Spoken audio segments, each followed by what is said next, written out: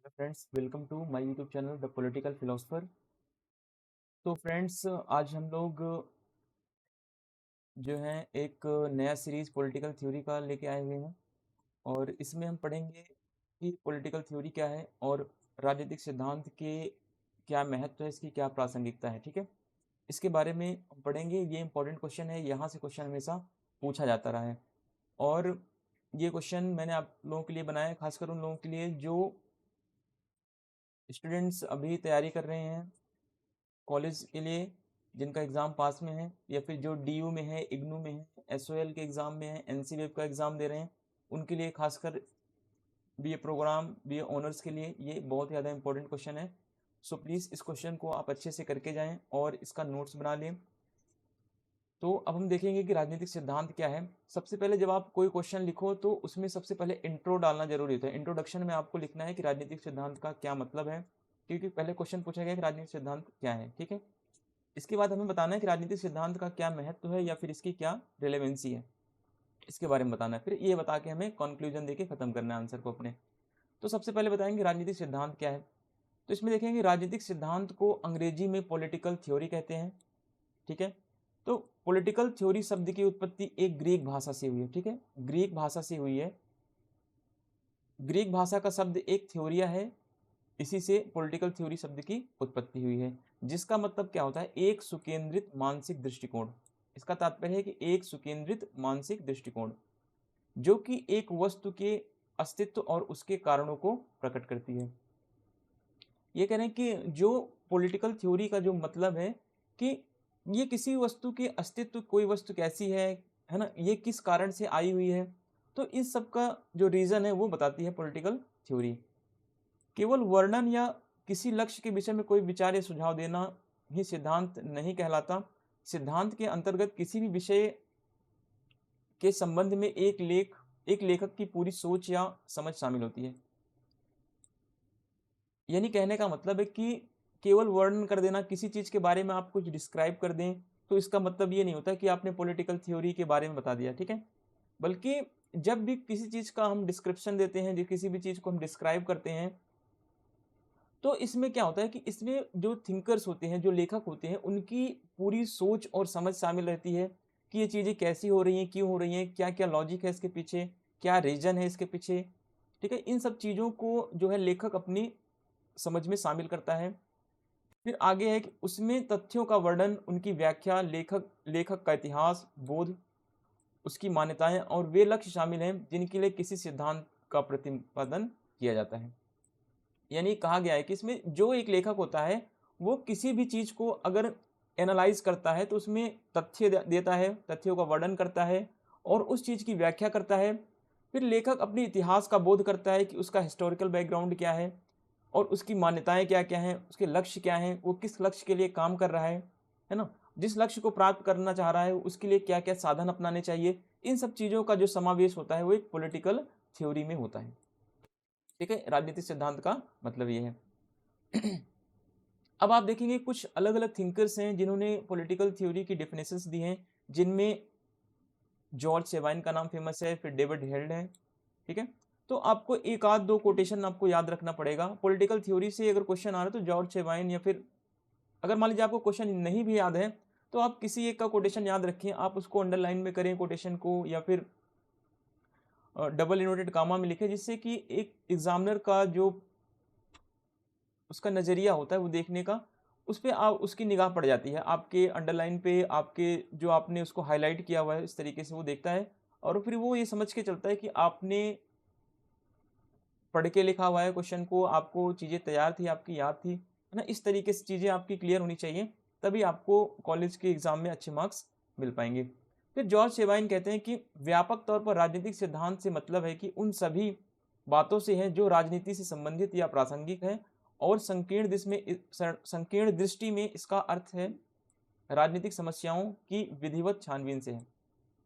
अब यहाँ पे सेवाइन कह रहे हैं कि राजनीतिक सिद्धांत का मतलब है कि वो चीजें जो राजनीति विज्ञान से संबंधित है, जो राजनीति से प्रासंगिक हैं, और संकीर्ण दृष्टि में इसका अर्थ क्या है कि राजनीतिक समस्याओं की विधिवत तरीके से छानबीन करना है।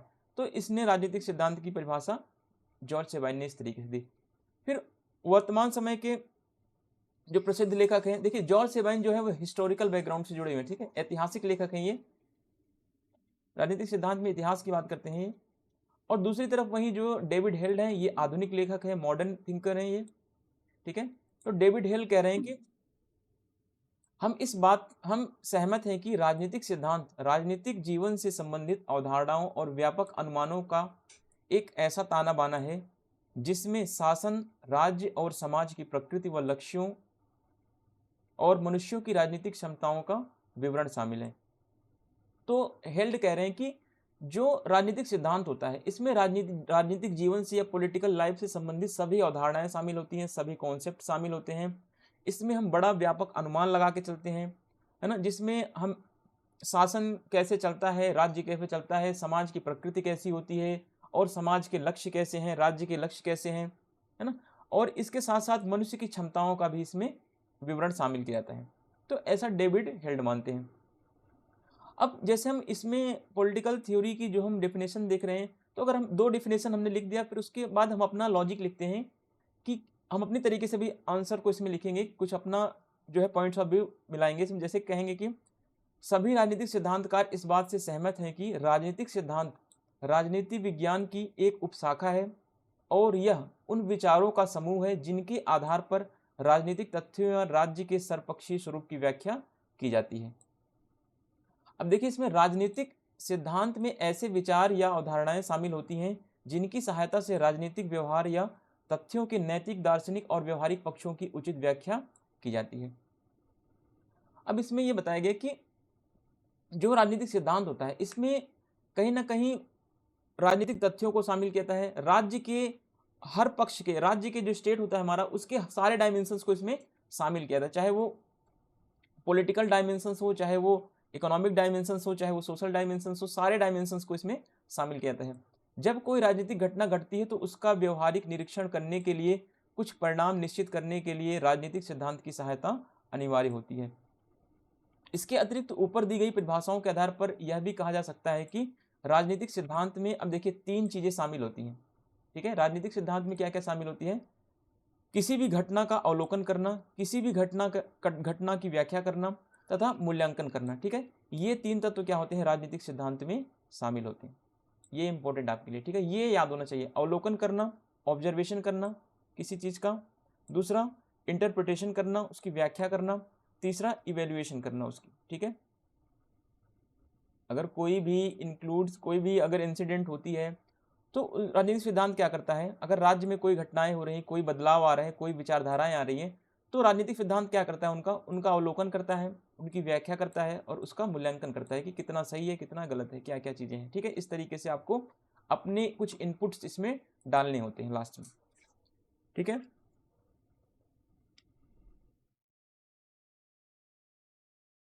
तो अब हम एक बार दोबारा से देखते हैं कि राजनीतिक सिद्धांत जो हमारा क्वेश्चन क्या है। देखिए, राजनीतिक सिद्धांत क्या है हमने ये बता दिया। अब पूछा गया राजनीतिक सिद्धांत का क्या महत्व है, इसकी क्या प्रासंगिकता है, ठीक है। हमने डेफिनेशन बता के खत्म कर दिया वहां पे। अब हम देखेंगे राजनीतिक सिद्धांत का क्या महत्व है, importance of the political theory.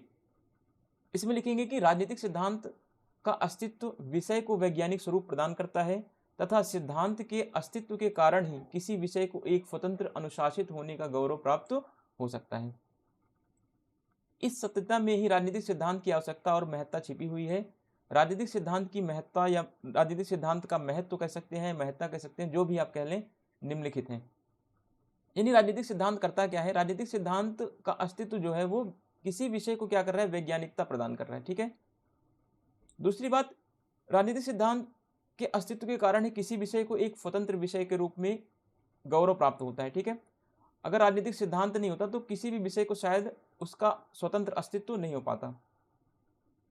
और इस सत्यता में भी राजनीतिक सिद्धांत की आवश्यकता और महत्ता छिपी हुई है। तो अब देखते हैं राजनीतिक सिद्धांत का महत्व क्यों है, कितना महत्व है इसका। एक एक नंबर से पॉइंट वाइज हम देखेंगे। पहला नंबर है हमारा, कारण और प्रभाव में परस्पर संबंधों के अध्ययन करने के लिए इसका बहुत ज्यादा महत्व है, ठीक है। पहला महत्व क्या है इसका? कारण और प्रभाव में परस्पर संबंधों का अध्ययन करने के लिए, study of inter relationship between cause and effects, ठीक है। इसमें देखिए, कुछ कारणों या तथ्यों का अस्तित्व कुछ विशेष प्रकार के प्रभावी को जन्म देता है, जैसे राजनीतिक अज्ञानता का अस्तित्व प्रजातंत्र की सफलता के रास्ते में एक बड़ी बाधा सिद्ध होती है। यहाँ पे कह रहे हैं कि कोई भी अगर प्रभाव पड़ रहा है तो किसी न किसी कारण से पड़ता है, ठीक है। तो कारण और प्रभाव के परस्पर जो संबंध होते हैं उसका अध्ययन करने में राजनीतिक सिद्धांत बहुत महत्वपूर्ण है। जैसे कह रहे हैं कि अगर किसी भी स्टेट की, किसी भी राज्य की अगर प्रजा क्या है, अज्ञानी है, तो वहां का प्रजातंत्र क्या होगा, सफल होगा या असफल होगा, इस पर भी एक बहुत बड़ा प्रभाव पड़ेगा, ठीक है। और ऐसे तथ्यों का अस्तित्व राजनीतिक भ्रष्टाचार को फैलाने का उत्तरदायी होता है। यानी कह रहे हैं कि अगर किसी भी राज्य की राजनीतिक अज्ञानता होगी, किसी भी राज्य में अगर प्रजा को राजनीतिक ज्ञान नहीं होगा, तो वहां का प्रजातंत्र क्या होगा, पूरी तरीके से असफल हो जाएगा, पूरी तरीके से फेल हो जाएगा और राजनीतिक भ्रष्टाचार फैलने का एक महत्वपूर्ण कारण बन के उभरेगा। अर्थात विभिन्न तथ्यों के साथ संबंधित सामग्री एकत्रित करके उसके विभिन्न पक्षों का निरीक्षण किया जा सकता है तथा उन तथ्यों में परस्पर सैद्धांतिक संबंध निश्चित किए जा सकते हैं। अब राजनीतिक सिद्धांत के द्वारा देखिए हम क्या क्या कर सकते हैं कि कोई भी तथ्य है, ठीक है, उनको हम क्या करके एकत्र करके, उनको हम इकट्ठा करके उनके अलग अलग पक्षों का अध्ययन कर सकते हैं और उन अध्ययन से हम ये पता लगा सकते हैं कि इन पक्षों में, दोनों पक्षों में क्या क्या संबंध हैं और किस वजह से ये एक दूसरे को प्रभावित कर रहे हैं। ये सभी कुछ सिद्धांतों के अस्तित्व के बिना असंभव है, क्योंकि सिद्धांत तथा तथ्य एक दूसरे पर निर्भर हैं, ठीक है। तो राजनीतिक सिद्धांत इसलिए भी जरूरी है क्योंकि कोई भी घटना होती है तो वो क्या होती है, सिद्धांतों पर ही उसका अस्तित्व निर्भर होता है। बिना किसी सिद्धांत के हम किसी भी वस्तु का, किसी भी जो है आइडियोलॉजी का, किसी भी विचारधारा का अस्तित्व नहीं हो सकता। तो कहने का मतलब है कि कोई भी वस्तु है, कोई भी राज्य है, कोई भी विचारधारा है, उसका अस्तित्व इसीलिए है क्योंकि उसके पीछे एक राजनीतिक सिद्धांत या कोई भी सिद्धांत कार्य करता है। फिर एसपी वर्गा ने ठीक कहा है कि तथ्य और सिद्धांत एक दूसरे पर निर्भर होते हैं, ठीक है। फैक्ट जो होते हैं और थ्योरी जो होती है एक दूसरे से क्या होती है, इंटर कनेक्टेड होती है। सिद्धांत के बिना तथ्य अनावश्यक हो जाएंगे और व्यर्थ हैं, ठीक है। जो सिद्धांत तथ्यों पर आधारित नहीं है वो ये क्या है, विशुद्ध कल्पना है। यानी अब कहने का मतलब है कि कोई भी सिद्धांत, ठीक है, सिद्धांत के बिना जो है कोई भी डिस्क्रिप्शन आपका, कोई भी विवरण आप दे रहे हैं, कोई भी बात कह रहे हैं, वो क्या हो जाएगी, व्यर्थ हो जाएगी, जब तक कि उसके पीछे कोई सिद्धांत नहीं है। सिद्धांत तथ्यों पर आधारित नहीं है, यह क्या हो जाएगी, एक विशुद्ध कल्पना हो जाएगी। अगर आप मान लीजिए कोई कल्पना कर रहे हैं कि ऐसी विचारधारा आएगी, ऐसी राम राज्य का कल्पना होगा, तो उसके पीछे कुछ सिद्धांत होना चाहिए। अगर उसके पीछे कोई सिद्धांत नहीं है तो वो सिद्धांत जो आपने जो कल्पना की है वो क्या हो जाएगी, प्रॉपर तरीके से फेल हो जाएगी, ठीक है। आप अगर कोई अनुमान लगा रहे हैं, कोई चीज़ों की आप इमेजिनेशन कर रहे हैं, तो उसके पीछे एक लॉजिक होना चाहिए, एक सिद्धांत होना चाहिए, तभी वो चीज़ें प्रॉपर तरीके में सही तरीके से आगे बढ़ पाएंगी, नहीं तो उनका जो है वो एक व्यर्थ समूह के रूप में प्रदर्शित होंगी। फिर दूसरा क्या है, ज्ञान का सरलीकरण करने में, यानी सिंप्लीफिकेशन ऑफ नॉलेज में क्या करता है, राजनीतिक सिद्धांत का बहुत ज़्यादा महत्व है। यानी कि सिद्धांत ज्ञान का सरलीकरण है, इससे किसी विषय को समझने में आसानी रहती है। सिद्धांत प्रतिमा स्थापित करके बहुत से तथ्यों को एक प्रतीक में बदल देता है। यानी क्या कर, देखिए यहाँ पे सिद्धांत क्या कर रहा है, ज्ञान को इजी बना रहा है, ठीक है, ज्ञान को क्या कर रहा है, ज्ञान को सरल कर रहा है। इससे इस सिद्धांत से क्या होता है, किसी विषय को समझने में हमें आसानी होती है, पहली बात। दूसरी बात, ठीक है, सिद्धांत के माध्यम से हम किसी विषय को आसानी से समझ सकते हैं। फिर सिद्धांत प्रतिमान स्थापित करके बहुत से तथ्यों को एक प्रतीक के रूप में भी बदला जा सकता है। जिस प्रकार अंकगणित में कई वस्तुओं का प्रतीकों के रूप में सरलीकरण कर दिया जाता है ताकि उन्हें समझने में आसानी हो।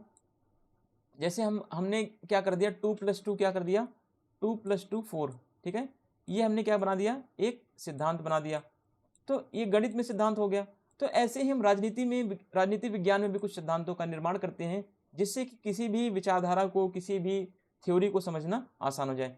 विभिन्न तथ्यों और घटनाओं को प्रतीक बनाकर परिभाषित करना सिद्धांत की महत्ता है।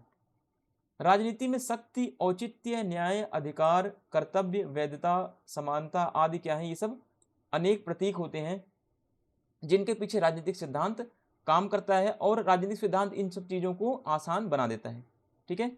अब देखिए अगला राजनीतिक सिद्धांत का क्या महत्व है, ये नए शोध उपकरण को ये खोजता है, फाइंडिंग न्यू रिसर्च टूल्स, ठीक है। ये नए जैसे हमें कोई चीज़ रिसर्च करना है, नई चीज़ें हमें खोज के निकालना है, तो राजनीतिक सिद्धांत उसके लिए हमारी हेल्प करता है। राजनीतिक देखिए, सिद्धांत की सहायता से नए प्रयोग व आविष्कार के लिए नए शोध उपकरण खोजता है ये, ठीक है। वह सिद्धांत उतना ही ज़्यादा उपयोगी सिद्ध होगा जो नए सिद्धांत खोजने की क्षमता रखता है।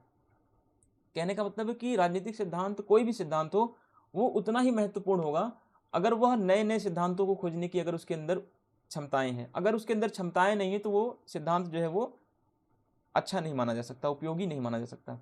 अब चौथा पॉइंट क्या है, राजनीतिक सिद्धांत का महत्व क्यों है? चौथा पॉइंट में देखिए, अन्वेषकों के लिए लाभदायक है, बेनिफिशियल फॉर इन्वेस्टर, ठीक है। डेविड ईस्टन का विचार है कि राजनीतिक सिद्धांत अन्वेषक यानी रिसर्चर जो होते हैं, रिसर्चर्स के लिए विशेष लाभदायक है। डेविड ईस्टन ने यह विचार प्रकट किया है कि यदि सैद्धांतिक रूपरेखा पहले विद्यमान होगी तो विभिन्न प्रकार के तथ्यों को क्रमबद्ध करना और सामान्यीकरण निश्चित करने का कार्य सरलतापूर्वक किया जा सकता है। डेविड ईस्टन व्यवहारवाद से रिलेटेड थिंकर हैं। जब आप नेट जेआरएफ की तैयारी करेंगे या फिर आप ग्रेजुएशन में आगे जाएंगे तो आपको वहाँ पे देखने को मिलेगा, ठीक है। डेविड ईस्टन एक थिंकर हैं जिनका संबंध व्यवहारवाद से है। तो इन्होंने बताया कि राजनीतिक सिद्धांत जो है वो, जो कोई व्यक्ति या आप कोई नया रिसर्च कर रहे हैं तो इसके लिए राजनीतिक सिद्धांत, कोई भी सिद्धांत हो, वो क्या है, बहुत ज़्यादा इंपॉर्टेंट होता है। और डेविड ईस्टन आगे कहते हैं कि यदि सैद्धांतिक रूपरेखा पहले ही विद्यमान होगी, अगर हम किसी भी चीज़ को क्रमबद्ध तरीके से अगर रिसर्च करना चाह रहे हैं, किसी भी चीज़ को हम प्राप्त करना चाह रहे हैं, अगर हम कोई विचारधारा सामने ला रहे हैं, तो उसके लिए सबसे ज़्यादा जरूरी है कि सबसे पहले उसकी रूपरेखा विद्यमान होनी चाहिए, ठीक है। अगर रूपरेखा विद्यमान होगी तो हमें नए नए रिसर्च करने में बहुत ही ज़्यादा सफलतापूर्वक और आसानी से हम कोई भी कार्य अपना कर सकते हैं। अब देखिए, राजनीतिक सिद्धांत का महत्व इसलिए भी है क्योंकि यह क्या कर रहा है, स्पष्टता प्रदान कर रहा है। राजनीतिक सिद्धांतों के अध्ययन से ही हमें राजनीतिक अवधारणाओं का स्पष्ट ज्ञान प्राप्त होता है, ठीक है। यानी कि राजनीतिक सिद्धांत की राजनीतिक सिद्धांतों को जब हम पढ़ते हैं तो इसके माध्यम से हमें क्या पता चलता है कि राजनीति में क्या क्या अवधारणाएं हैं, न्याय क्या है, समानता क्या है, स्वतंत्रता क्या है ना, इक्वलिटी क्या है। ये सारी चीज़ों का हमें पता चलता है किससे, किसी भी सिद्धांत से, राजनीतिक सिद्धांतों के माध्यम से ही हम अवधारणाओं का पता लगा सकते हैं। वो अवधारणाएं कौन कौन सी हैं, जैसे स्वतंत्रता क्या है, समानता क्या है, न्याय क्या है, संप्रभुता क्या है या प्रभुसत्ता क्या है, लोकतंत्र क्या है, आदि अवधारणाओं की उत्पत्ति कैसी हुई, इनका विकास कैसे हुआ, इनको समझने में राजनीतिक सिद्धांत हमारी क्या करता है, सहायता करता है, ठीक है। कोई भी देश वास्तव में लोकतांत्रिक है या नहीं हम तभी जाना जा सकता है, या हम तभी जान सकते हैं जब हम लोकतंत्र, स्वतंत्रता, समानता, न्याय के सिद्धांतों का विश्लेषण करेंगे। इन सब चीज़ों को तभी हम जान पाएंगे कि कोई देश लोकतांत्रिक है या अलोकतांत्रिक है, किसी देश में तानाशाही है नहीं है। हम तब जान सकते हैं जब हम ये जाने पहले कि लोकतंत्र क्या है, स्वतंत्रता क्या है, समानता क्या है ना। इन सब सिद्धांतों को जब तक हम नहीं जानेंगे तब तक हम किसी भी देश के बारे में अनुमान नहीं लगा सकते। तो सबसे पहले हमें सिद्धांतों को जानना चाहिए, उसके बाद ही हम किसी भी चीज़ की जानकारी के बारे में कोई भी जो क्ल्यू है, जो हम कह सकते हैं कि कोई भी जानकारी दोबारा से हम इकट्ठा कर सकते हैं या उसके बारे में कोई भी अनुमान लगा सकते हैं। राजनीतिक सिद्धांतों के अध्ययन से ही स्पष्टता प्राप्त की जा सकती है। कहने का मतलब, जब तक हमारे पास राजनीतिक सिद्धांतों का ज्ञान नहीं होगा तब तक हम किसी भी विषय के बारे में कुछ भी नहीं समझ सकते, ठीक है। एक कॉमन सी बात है, अगर आपको राजनीतिक सिद्धांतों का नॉलेज नहीं है तो आप ये नहीं पता कर सकते कि किस देश में लोकतंत्र है, किस देश में न्याय है कि नहीं है, किस देश में समानता है, किस देश में असमानता है, किस समाज में समानता है, किस समाज में असमानता है। तो इन सब की जानकारी अगर हमें प्राप्त करनी है तो सबसे पहले हमें राजनीतिक सिद्धांतों को सीखना पड़ेगा। फिर राजनीतिक सिद्धांतों का महत्व इसलिए भी है कि नेक्स्ट पॉइंट में देखिए, शासन प्रणालियों को यह क्या करता है, वैधता प्रदान करता है, ठीक है। अब देखिए, सभी शासन प्रणालियां किसी न किसी सिद्धांत पर आधारित होती हैं, सही बात है। चाहे आप उदारवाद को देख लीजिए, उदारवाद के पीछे कुछ सिद्धांत है। जैसे उदारवाद क्या बोलता है कि व्यक्ति की स्वतंत्रता पर बल देगा, ये कहता है कि राज्य का इंटरफेयर कम होना चाहिए, राज्य जो है लेजिस्फेयर की तरह होना चाहिए, राज्य का हस्तक्षेप कम होना चाहिए। जो उदारवाद है वो बाजार अर्थव्यवस्था को आगे बढ़ाने की बात करता है, पूंजीवाद को आगे बढ़ाने की बात करता है। तो ये कहीं ना कहीं जो ये सिद्धांत है उदारवाद की, तो ये सिद्धांत हर किसी भी विचारधारा की अपनी एक सिद्धांत होते हैं, ठीक है। तो सभी शासन प्रणालियां होंगी, कोई भी शासन प्रणाली हो, चाहे उदारवादी हो, चाहे पूंजीवादी हो, चाहे वो साम्यवादी शासन प्रणाली हो, तो हर शासन प्रणालियों के अपने अलग अलग सिद्धांत होते हैं। इसके लिए ये आवश्यक है कि आम जनता को पता हो कि किस व्यक्ति या दल को देश का शासन चलाने का कानूनी अधिकार प्राप्त है ना। इसके लिए यह भी जरूरी है कि जनता को यह पता होना चाहिए कि किस व्यक्ति को, किस दल को शासन चलाने का अधिकार है, किस दल को यह अधिकार नहीं है। अर्थात शासन प्रणाली वैध होनी चाहिए। ठीक है, तो ये सब हम पता कैसे कर सकते हैं? ये सब हम जो है राजनीतिक सिद्धांत के माध्यम से ही पता कर सकते हैं। अगर बताइए, आप सोचिए, जो व्यक्ति तानाशाह होगा, क्या उसे शासन प्रणाली चलाने का अधिकार है? नहीं अधिकार है। क्यों? हमें कैसे पता चला कि उसको शासन प्रणाली चलाने का अधिकार नहीं है? हमने हमने पता किया कि वो क्या है, वो तानाशाह व्यक्ति है ना। जो तानाशाह है उसे शासन चलाने का अधिकार नहीं होना चाहिए। हम राजनीतिक सिद्धांतों के माध्यम से पता कर सकते हैं कि लोकतंत्र क्या होता है और तानाशाही शासन क्या होती है। जब हम इन दोनों में अंतर को पता कर लेंगे, तब हम अपने आप जान जाएंगे कि लोकतंत्र को शासन चलाने का अधिकार है या तानाशाही को। ठीक है, जब किसी देश में शासन प्रणाली बदलती है अथवा सत्ता परिवर्तन होता है, तब उसकी वैधता को सिद्ध करने के लिए किसी न किसी राजनीतिक विचारधारा अथवा सिद्धांत का सहारा लिया जाता है। सीधी सी बात है, जब किसी देश में उसकी शासन प्रणाली बदलेगी, जैसे कि भारत जब आज़ाद हुआ है ना, जब भारत गुलाम था तो भारत की जो विचारधारा थी, भारत की जो शासन प्रणाली थी, वो ब्रिटिशों पर आधारित थी, वो औपनिवेशिक थी।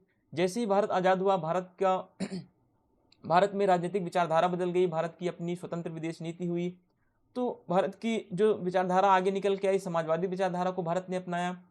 इसके पहले जब भारत गुलाम था तो भारत पूंजीवादी विचारधारा के साथ जुड़ा हुआ था। ठीक है, तो कहीं ना कहीं जब देश की शासन प्रणाली में परिवर्तन होता है तो राजनीतिक विचारधारा क्या करती है, उस शासन प्रणाली को वैधता प्रदान करती है। ठीक है, उस जब नई शासन प्रणाली जो आती है उसको वैधता प्रदान करती है। उदाहरण के लिए प्रथम विश्व युद्ध के बाद जर्मनी में हिटलर और इटली में मुसोलिनी ने अपनी तानाशाही स्थापित करने के लिए फांसीवाद तथा नाजीवाद का सहारा लिया। तो नाजीवाद और फांसीवाद आया, लेकिन इसके पीछे हिटलर और मुसोलिनी ने अपने कुछ सिद्धांत स्थापित किए कि हमारा सिद्धांत ये होगा, हमारी पार्टी का सिद्धांत ये होगा, हम इस सिद्धांत के आधार पर कार्य करेंगे। ठीक है, तो ये इस सिद्धांतों ने क्या किया, सिद्धांतों ने जो है शासन प्रणालियों को वैधता प्रदान कर दी, चाहे वो नाजीवादी शासन रही हो, चाहे वो फांसीवादी शासन रही हो। ठीक है, अब हमारा नेक्स्ट पॉइंट है सातवां, राजनीतिक सिद्धांत का महत्व इसलिए भी है नेक्स्ट सातवां पॉइंट में कि सामाजिक परिवर्तन को समझने में ये सहायक है। अब देखिए, समाज में कोई परिवर्तन हो रहा है तो हम उस परिवर्तन को कैसे समझ सकते हैं? राजनीतिक सिद्धांत के माध्यम से ही समझ सकते हैं। ठीक है, और हमारे पास कोई दूसरा ऑप्शन नहीं होता कि हम राजनीतिक परिवर्तन को या सामाजिक परिवर्तन को समझें। हमारे पास एक ही ऑप्शन होता है कि हम सामाजिक परिवर्तन को समझें, तब समझ पाएंगे जब हमारे पास राजनीतिक सिद्धांतों की समझ होगी। ठीक है, मानव समाज एक गतिशील संस्था है जिसमें दिन प्रतिदिन परिवर्तन होते रहते हैं। ठीक है, ये परिवर्तन समाज के आर्थिक, सांस्कृतिक, राजनीतिक जीवन पर प्रभाव भी डालते हैं। ऐसे परिवर्तन के विभिन्न पक्षों या उनके द्वारा उत्पन्न हुए प्रभावों को समझने के लिए राजनीतिक सिद्धांत सहायक सिद्ध होता है। ठीक है, कहने का मतलब है कि जो हमारा समाज होता है ये प्रतिदिन क्या होता है, परिवर्तन होता है, परिवर्तित होता रहता है। ठीक है, तो इस परिवर्तन होने के पीछे हमारी संस्कृति है, हमारा राजनीतिक जीवन है ना। तो इन सब परिवर्तनों को समझने के लिए हमें क्या चाहिए, राजनीतिक सिद्धांत को समझना हमारे लिए बहुत जरूरी है ना। तो अगर हम सामाजिक परिवर्तन हो रहा है, या राज्य में परिवर्तन हो रहा है, देश में परिवर्तन हो रहा है, या वैश्विक परिवर्तन हो रहा है, तो हमें राजनीतिक सिद्धांतों की समझ बहुत जरूरी है। बिना हम राजनीतिक सिद्धांतों की समझ के किसी भी परिवर्तन को समझ नहीं सकते। इतिहास इस बात का साक्षी है कि जिन देशों में स्थापित सामाजिक व्यवस्थाओं के विरुद्ध विद्रोह अथवा क्रांतियां हुई, उनका मुख्य कारण यह था कि स्थापित सामाजिक व्यवस्थाएं नई परिस्थितियों के अनुकूल नहीं थी। ठीक है, ये कह रहे हैं कि हम इतिहास में भी देख सकते हैं कि जहां जहां पे नई सामाजिक व्यवस्थाएं आई हैं, जहां जहां पे सामाजिक व्यवस्थाओं में विद्रोह हुआ है ना, विद्रोह इसीलिए हुआ है कि वहां विद्रोह होने का मुख्य यह कारण था कि जो विद्रोह के बाद जो नई सामाजिक व्यवस्थाएं उत्पन्न हुई है ना, वो क्या हुई, वो परिस्थितियों के अनुकूल नहीं रह पाई थी, इसीलिए क्या हुआ, विद्रोह हो गया वहां पे। उदाहरण के देखेंगे, फ्रांस की 1789 की क्रांति, कार्ल मार्क्स ने राजनीतिक सिद्धांत को एक विचारधारा का रूप ही माना है, और उसका विचार था कि जब नई सामाजिक व्यवस्था, वो नई सामाजिक व्यवस्था कौन सी होगी, वर्ग विहीन और राज्य विहीन, यानी classless society and stateless society की स्थापना हो जाएगी, तो फिर सिद्धांतीकरण की आवश्यकता नहीं रहेगी। मार्क्स कहता है कि मार्क्स का जो उद्देश्य था कि एक वर्ग विहीन और राज्य विहीन समाज की स्थापना करना। मार्क्स कहता है कि जब ऐसा समाज स्थापित हो जाएगा तो फिर हमें राजनीतिक सिद्धांत की कोई ज़रूरत नहीं पड़ेगी। ठीक है, मार्क्स ने एक विशेष विचारधारा और कार्यक्रम के आधार पर ही वर्ग विहीन और राज्य विहीन समाज की स्थापना की। तो मार्क्स ने जिस विचारधारा का समर्थन किया वो था समाजवादी विचारधारा, वो था साम्यवादी विचारधारा। ठीक है, तो मार्क्स ने इस विचारधारा को आगे बढ़ाने के लिए अपना कार्यक्रम चलाया। उसका यह विचार ठीक नहीं है कि ऐसा समाज स्थापित हो जाने के पश्चात सिद्धांतीकरण की आवश्यकता नहीं रहेगी। ठीक है, ये मार्क्स की आलोचना की जा रही है कि मार्क्स ने जो सिद्धांत दिया कि क्लासलेस सोसाइटी और स्टेटलेस सोसाइटी आ जाएगी जब, या वर्ग विहीन या राज्य विहीन समाज आ जाएगा, तो सिद्धांत की जरूरत नहीं पड़ेगी। ऐसा नहीं है, बल्कि सिद्धांत की जरूरत हमें हर सिचुएशन में, हर स्थिति में पड़ेगी, चाहे वहाँ पे क्लासलेस सोसाइटी हो या ना हो, है ना, इससे कोई फर्क नहीं पड़ता है।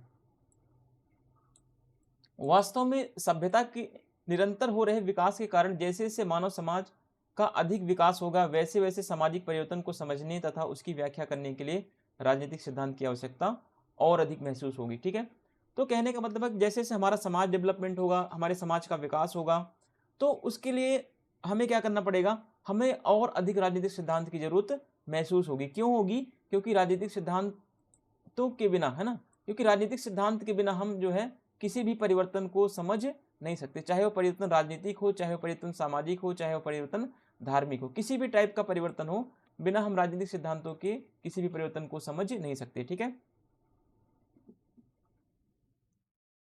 अब देखिए नेक्स्ट पॉइंट, 8वां पॉइंट है, समस्याओं के समाधान में सहायक है। 8वां पॉइंट है, कोई भी प्रॉब्लम हो तो राजनीतिक सिद्धांत के माध्यम से हम क्या कर सकते हैं, उस समस्या का समाधान हम कर सकते हैं। राजनीतिक सिद्धांत देश तथा समाज की समस्याओं को हल करने में क्या है, महत्वपूर्ण है, ये महत्वपूर्ण योगदान देते हैं। देश की राजनीतिक, सामाजिक तथा आर्थिक समस्याओं को हल करने के लिए नए सिद्धांतों के माध्यम से कोई भी हम हल निकाल सकते हैं। ठीक है, तो प्रत्येक काल तथा परिस्थिति में उस समय की समस्याओं को हल करने के लिए नए सिद्धांतों की आवश्यकता और उसके अनुभव की जाती है तथा नए सिद्धांतों का निर्माण किया जाता है। अब हम देखेंगे जैसे जैसे हमारा सिचुएशन, जैसे जैसे हमारा समाज बदलता है, जैसे जैसे हमारी सामने नई नई समस्याएं आती हैं, तो उन नई नई समस्याओं को हम हल करने के लिए नए नए सिद्धांतों का निर्माण करते हैं। ठीक है, तो इसीलिए भी क्या है, इसका महत्व बना हुआ है। अब देखिए 9 पॉइंट, शांति स्थापना का लक्ष्य। जो राजनीतिक सिद्धांत होता है इसका लक्ष्य क्या है, शांति स्थापना करना। ठीक है, शांति स्थापना करना इसका क्या है, लक्ष्य है। राजनीति को मूल्य निरपेक्ष बनाने का परिणाम यह हुआ कि यह कहा जाने लगा कि सिद्धांत शास्त्रियों को वैज्ञानिकों की तरह तटस्थ रहना चाहिए तथा उन्हें तथ्यों को आंकड़ों का मात्र वर्गीकरण व विश्लेषण करना चाहिए। देखिए राजनीति को जब मूल्य निरपेक्ष बनाने का परिणाम क्या होता है कि मूल्य निरपेक्ष बनाने का मतलब यह है कि राजनीति में केवल तथ्यों को भर दिया जाए, मूल्यों को इसमें कोई स्थान न दिया जाए, नैतिकता को स्थान नहीं मिलना चाहिए। तो इसका मतलब है कि मूल्य निरपेक्षता, ठीक है, यानी इसमें किसी भी प्रकार का कोई मूल्य नहीं होगा, कोई वैल्यू नहीं होगा, इसमें केवल तथ्यों को शामिल किया जाएगा। तो ऐसी सिचुएशन आती है कि अंत में यह कहा जाने लगा कि सिद्धांत शास्त्री जो है, ठीक है, वैज्ञानिकों की तरह इनको भी तटस्थ रहना चाहिए, यानी उन्हें यह नहीं बताना चाहिए कि कौन सी शासन प्रणाली अच्छी है, कौन सी शासन प्रणाली बेकार है। वो तटस्थ रह के एक अपना रिजल्ट दे दें कि इस शासन प्रणाली के ये गुण हैं, इस शासन प्रणाली के ये गुण हैं। उनको ये नहीं बताना चाहिए कि ये अच्छा है या ये बुरा है। ठीक है, जैसे साइंस में हम क्या करते हैं, दो केमिकल को मिलाते हैं तो इसमें रिएक्शन, एक रिजल्ट आता है, ये रिजल्ट है। अब साइंटिस्ट ये नहीं बताते कि ये साइंस हमें ये नहीं बताता कि ये रिजल्ट अच्छा है या खराब है।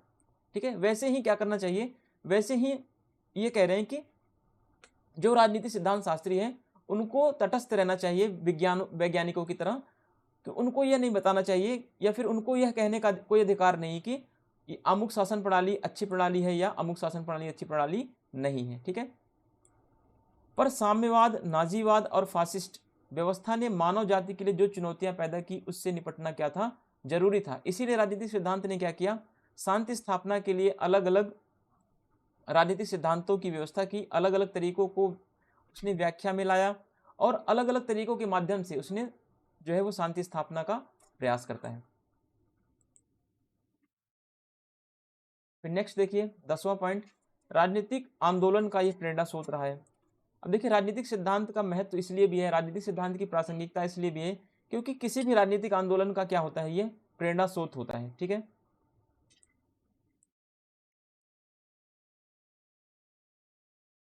देखिए सिद्धांत राजनीतिक आंदोलन को प्रभावित करते हैं। लेनिन जो राजनीतिक आंदोलन के लिए सिद्धांत के महत्व को समझते थे। लेनिन एक मार्क्सवादी विचारक हैं जिन्होंने रूस में क्या किया, रूस में क्रांति को बढ़ाने के लिए रूस में बोल्शेविक क्रांति का क्या किया, इन्होंने नेतृत्व किया था। ठीक है, तो लेनिन जो राजनीतिक आंदोलन के लिए सिद्धांत के महत्व को समझते थे, इन्होंने क्या किया, सन 1902 में कहा कि एक विकसित या प्रगतिशील सिद्धांत के बिना कोई दल किसी संघर्ष का नेतृत्व नहीं कर सकता है। देखिए लेनिन बहुत ही महत्वपूर्ण बात कह रहे हैं कि लेनिन कह रहे हैं कि अगर आपको किसी भी, ठीक है, आपको किसी भी संघर्ष या किसी भी संघर्ष का नेतृत्व करना है, आपको कोई भी आंदोलन करना है, तो उसके लिए जरूरी है कि आपके पास या आपके दल के पास क्या होना चाहिए, एक प्रगतिशील सिद्धांत होना चाहिए। बिना आप प्रगतिशील सिद्धांत के बिना कोई भी संघर्ष नहीं कर सकते। ठीक है, तो लेनिन ने संघर्ष करने के लिए क्या बोला कि सिद्धांत बहुत जरूरी है। ठीक है, बिना सिद्धांत के आप कोई भी आंदोलन नहीं कर सकते, कोई मूवमेंट नहीं कर सकते, कुछ भी नहीं कर सकते, है ना। आप किसी भी दल का निर्माण नहीं कर सकते। आज आप देखेंगे चाहे बीजेपी हो, चाहे कांग्रेस हो, चाहे आम आदमी पार्टी हो, हर पार्टियों का क्या होता है, अपना एक सिद्धांत होता है। ठीक है, वो उसी सिद्धांत पर कार्य करती है। लेनिन ने ये बात बार बार कही, क्या बोला उन्होंने कि क्रांतिकारी सिद्धांत के बिना क्रांतिकारी जन आंदोलन संभव नहीं है। ठीक है, तो इन्होंने बताया कि जब तक आपके पास कोई सिद्धांत नहीं हो, कोई क्रांतिकारी सिद्धांत नहीं होगा, तब तक आप कोई भी जन आंदोलन नहीं कर सकते। इसके लिए जरूरी है कि आपके पास क्या होना चाहिए, क्रांतिकारी सिद्धांत होना चाहिए। ठीक है, तो सिद्धांत क्या करता है, किसी भी आंदोलन को या किसी भी समस्या को समाधान करने में हमारी बहुत ज़्यादा मदद करता है। इस प्रकार प्लेटो, Arastu, Chanakya, lock, Montesquieu, Mahatma Gandhi, Karl Marx, Engels जैसे विचारकों की कृतियों में उस समय की परिस्थितियों के संबंध में जो प्रश्न उन्होंने उठाए थे, उनका आज भी क्या है, महत्व बना हुआ है। देखिए जो प्लेटो, अरस्तु, चाणक्य ने या फिर मॉन्टेस्क्यू, गांधी, इन सब ने जो अपनी समय की परिस्थितियों को लेकर के जो प्रश्न उठाया, जैसे गांधी ने भारतीय राष्ट्रीय आंदोलन को लेकर के, आज़ादी को लेकर जो सिद्धांत विकसित किए, जैसे कि सबने अवज्ञा आंदोलन, है ना, इन सब चीज़ों को क्या किया गांधी ने अपने आंदोलन के आगे बढ़ाने के लिए, आंदोलन को आगे बढ़ाने के लिए इन सिद्धांतों का विकास किया। तो ठीक ऐसे ही क्या है, उनका महत्व तो आज भी बना हुआ है। क्यों बना हुआ है, क्योंकि उस समय की परिस्थितियां कुछ और थी, और जो भी सिद्धांत होता है वो परिस्थितियों के अकॉर्डिंग ही जन्म लेता है। ठीक है, ऐसा नहीं कि जो आज से 500 साल पहले सिद्धांत बन गया है, जो परिस्थितियां थी वही परिस्थितियों के सिद्धांत आज भी वर्तमान समय में लागू है, ऐसा नहीं। जैसे जैसे सिचुएशन बदलेगा, जैसे परिस्थितियां बदलेगी, वैसे ही नए नए सिद्धांतों की जरूरत हमें पड़ती जाएगी। ठीक है, फिर 20वीं शताब्दी में इस कार्य के लिए ग्राहम वालास, इनकी बुक का नाम है human nature in politics, Laski, MacIver, Charles Merriam, Robert Dahl, David Easton आदि के नाम क्या हैं, उल्लेखनीय हैं। तो ये क्या है, ये इन लोगों ने अलग अलग जो 20वीं शताब्दी में नए नए सिद्धांतों का इन्होंने विकास किया। अब इन्होंने कौन कौन सिद्धांत विकसित किए, देखिए ग्राहम वालास ने ह्यूमन नेचर को लेकर एक सिद्धांत विकसित किया, ह्यूमन नेचर इन पॉलिटिक्स, व्यक्ति का राजनीति में कैसा स्वभाव होता है। चार्ल्स मेरियम ने शक्ति के सिद्धांत का विकास किया, रॉबर्ट डहेल ने बहुल तंत्र का विकास किया, फिर डेविड ईस्टन ने व्यवस्था सिद्धांत का विकास किया। इन सब चीज़ों ने क्या किया, अलग अलग थिंकर्स ने अलग अलग सिद्धांतों का विकास किया। तो ये रहा हमारा जो है राजनीतिक सिद्धांत का क्या महत्व है, क्या प्रासंगिकता है। तो इन सब पॉइंट्स को आप लिख सकते हैं, आपको यकीन करिए आपको बहुत ही बेहतरीन मार्क्स मिलेंगे यहाँ पे। ठीक है, फिर आप निष्कर्ष में क्या लिखेंगे, कंक्लूजन में क्या लिखेंगे, ये भी जरूरी है। तो कंक्लूजन सबसे इंपॉर्टेंट होता है कि कंक्लूजन आपको लिखना है, इंट्रो लिखना है। ठीक है, आप अपना जो भी आंसर लिखें, फर्स्ट में इंट्रो लिखें, दूसरे पार्ट में आप जो क्वेश्चन में पूछा गया है, आलोचना पूछी गई है, क्या पूछा गया उसके बारे में लिखें, तीसरे पार्ट में आपको लिखना है कंक्लूजन। ठीक है, निष्कर्ष लिखें। कंक्लूजन हमेशा देखिए कैसा होना चाहिए, कंक्लूजन हमेशा पॉजिटिव होना चाहिए, एक तो है ना, निगेटिव कम लिखें। अगर निगेटिव लिखेंगे तो आपको कुछ सजेशन देना पड़ेगा। ठीक है, कंक्लूजन हमेशा पॉजिटिव वे में लिखें और अपना सुझाव दें कंक्लूजन में कि ऐसा नहीं ऐसा होना चाहिए, अगर ऐसे ऐसे से हम करेंगे तो और भी राजनीतिक सिद्धांत का विकास हो सकता है। अब देखिए यहाँ पे कंक्लूजन क्या लिखा गया है इसमें, राजनीतिक सिद्धांत का अस्तित्व अनिवार्य है। ठीक है, अगर इसका अस्तित्व नहीं रहेगा तो क्या होगा, कोई भी सिद्धांत या कोई भी चीज़ वो पूरी तरीके से सक्सेस नहीं रहेगी, है ना। इसके बिना राजनीति विज्ञान क्या है, अधूरा होगा, अधूरा अनुशासन होगा। और राजनीति विज्ञान के रूप में इसका कोई विशेष महत्व नहीं हुआ। राजनीति विज्ञान इसलिए है क्योंकि इसके पीछे कौन काम कर रहा है, राजनीतिक सिद्धांत काम कर रहा है, ठीक है। राजनीति विज्ञान को जो राजनीति विज्ञान का महत्व मिला हुआ है ना, उसके पीछे क्या काम कर रहा है, राजनीतिक सिद्धांत काम कर रहा है ना। फिर राजनीतिक विषय के इस विज्ञान का वैज्ञानिक स्वरूप राजनीतिक सिद्धांत के अस्तित्व पर ही निर्भर करता है। राजनीतिक सिद्धांत खोजों के परिणामों को विश्वास योग्य बनाने में सहायक सिद्ध होता है। अब देखिए राजनीतिक सिद्धांत क्या करता है, आपने कोई भी खोज करी, कोई भी रिसर्च किया, तो उसके परिणाम जो भी आएंगे उसको विश्वसनीय बनाता है, ठीक है। उसको ये वैलिडिटी प्रोवाइड करता है, उसको ये एक क्रेडिबिलिटी प्रदान करता है, ठीक है। अब देखिए इसी में अगर दूसरा पॉइंट्स में आप चाहें तो निष्कर्ष लिख सकते हैं या फिर मत लिखिए, ठीक है। आप पैराग्राफ में भी निष्कर्ष लिख सकते हैं।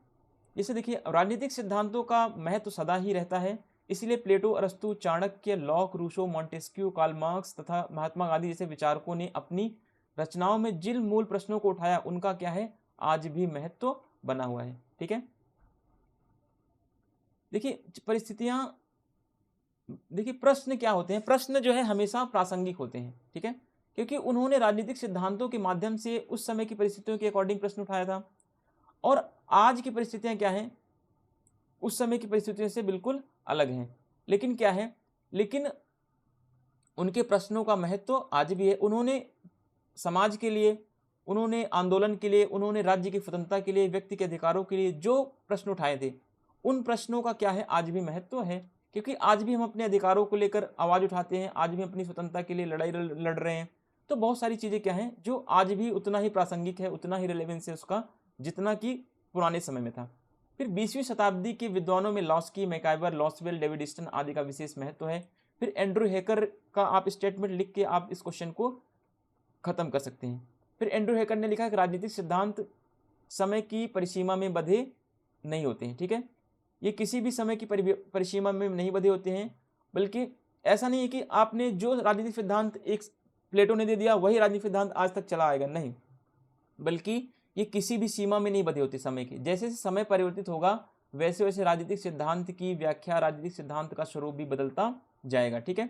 आज से पहले भी उनका महत्व है, आगे भी आने वाले समय में राजनीतिक सिद्धांतों का महत्व बना रहेगा। तो आप यहाँ पे लिख के कंक्लूजन को समाप्त कर सकते हैं, ठीक है। आपका ये प्रॉपर तरीके से अगर 20 नंबर का क्वेश्चन होगा तो आप मान के चलिए आपको 16, 17, 18 अगर एग्जामिनर पढ़ेगा अच्छे से तो आपको मार्क्स देने पर वो मजबूर हो जाएगा, ठीक है। तो ये बहुत ही इंपॉर्टेंट क्वेश्चन है, तो आप इस क्वेश्चन को प्लीज़ नोट डाउन करके जाइए। हो सके तो आप इन सबको शॉर्ट में बना लीजिए, पॉइंट्स इनके याद कर लीजिए, जैसे भी आप याद कर पाएँ, क्योंकि मैं थोड़ा लेट क्वेश्चन बनाया हूँ इसको, ठीक है। तो थैंक यू, इतना आप लोगों ने टाइम दिया क्वेश्चन को देखने के लिए। Thanks for watching.